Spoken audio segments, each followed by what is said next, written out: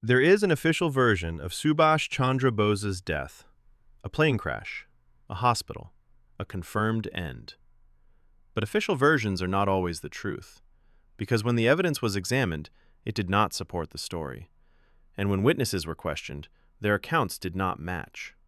So what really happened on August 18, 1945? Did he really die in that crash?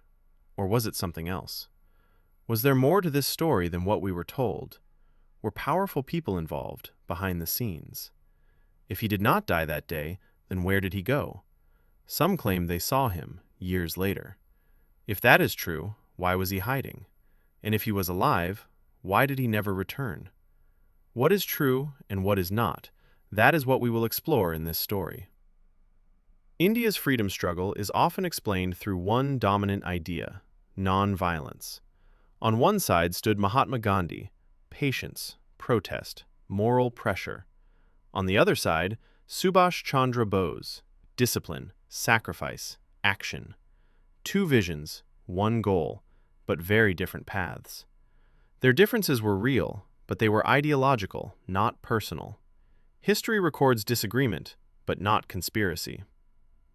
Subhash Chandra Bose was born in 1897 in Cuttack. He was not born a rebel, he became one. As a child, he studied in a European school. Indians were treated differently. Seats were separated. Voices were ignored. Small humiliations, repeated every day. Later, he discovered the teachings of Swami Vivekananda: service, strength, action. These ideas shaped his thinking. Bose was brilliant. He cleared the Indian Civil Service exam, one of the toughest in the world. A secure future, power, respect, everything was within reach. But one question remained: can you serve your country by serving its rulers? He chose not to. He resigned. And that quiet decision echoed across the empire. He joined the Indian National Congress. He met Gandhi. He respected him, but he did not agree with him. While many leaders were willing to negotiate, Bose demanded complete independence. Not later, now. Even as Congress president, his ideas created resistance. Eventually, he chose a different path. Then came World War II. For Bose, this was not just a war, it was an opportunity. His logic was simple: the enemy of my enemy can become an ally. He escaped British surveillance, crossed borders in disguise, reached Germany, met Hitler, not for ideology, but for support. Later, he moved to Japan. There, the Azad Hind Fauj became a reality. Indian soldiers, for the first time, were not fighting for the British. They were fighting for their own motherland. And that scared the British more than any weapon ever could. Though the army was defeated militarily, its impact was historic. Trials began. But instead of fear, India reacted. Revolts spread. Loyalty within the British forces began to weaken. The empire realized its control was slipping. And then, the story takes a turn.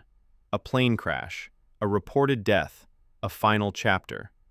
But the details never fully aligned. Investigations over the years produced different conclusions. Some accepted the crash, others questioned it. The ashes preserved in Japan, when examined, did not give a clear answer. Witness accounts did not fully match, and several records remained classified. Even after independence, files related to Bose and his movements continued to be monitored, not as confirmation, but as a reminder that the story was not fully closed. Over the years, there were claims. People who said they had seen him, different places, different times, but none of these were ever proven.